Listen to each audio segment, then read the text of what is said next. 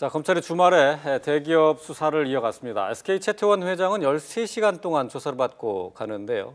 근데 이제 SK 회장과 박 전 대통령의 독대 자리에 안종범 수석이 있었다 하는 내용이 새롭게 나왔는데요. 내일 박 전 대통령에 대한 조사에서 대기업 조사와 관련한 내용들이 집중적으로 질문을 받게 되겠죠? 당연히 그렇게 되겠죠. 안종범 수석이 대동했던 이유를 들어보니까 안 수석도 드려야 된다라고 얘기했었는데 예. 뭘 드려야 되느냐라고 본다면은 이런저런 지금 롯데 관련해 SK 관련 롯데 관련이든 간에 지금 대동했던 SK 최태원 회장 조사 과정 관련해 얘기가 나왔던 거죠. 예. SK 관련해서 대통령과 이런저런 얘기를 했는데 수석이 드려야 할 상황이라면은 뭐 정책적으로 집행한다거나 도움을 요청한다 이런 내용이 들어있기 때문에 대동했다는 것 자체가 아마 서로 간에 뭔가 주고받았을 거래 관계가 형성될 가능성이 꽤 많아 보여서 네. 이것은 대통령 측에 아주 안 좋은 새로운 상황이 아닌가 그렇게 느껴집니다. 네.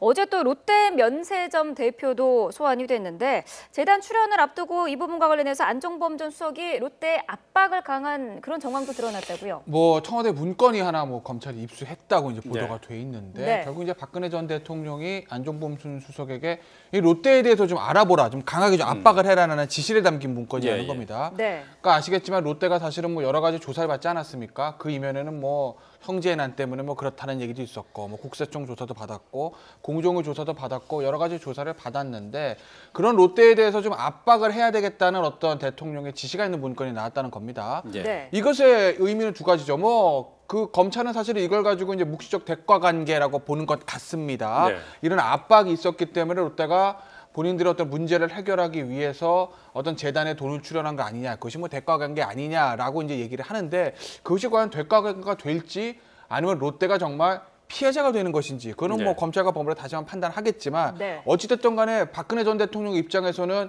뇌물이면 최악, 뇌물이 아니더라도 사실 직권남용의 증거라고 볼 수도 있는 거 아니겠습니까? 네. 속된 말로 이주용 부회장이 얘기했듯이 뭐 레이저 맞고 줬다는 얘기들 기업들을 하는데 그거를 또 어떤 좀 강화시킬 수 있는 부분이기 때문에 뇌물로 가든 직권남용으로 가든 형량의 차이는 있겠지만 박근혜 전 대통령 쪽으로 좀 어려워지는 거죠. 예. 네.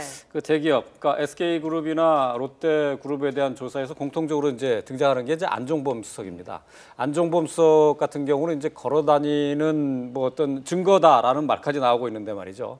안종범 수석의 수첩도 있고 또 여러 가지 이제 정황 증거도 있기 때문에 이번 박 전 대통령에 대한 그 검찰 조사에서 상당히 중요한 부분을 차지하지 않을까 싶은데 박 전 대통령도 이런 부분에 대해서 준비를 하고 있겠죠? 당연히 준비를 하고 있겠죠.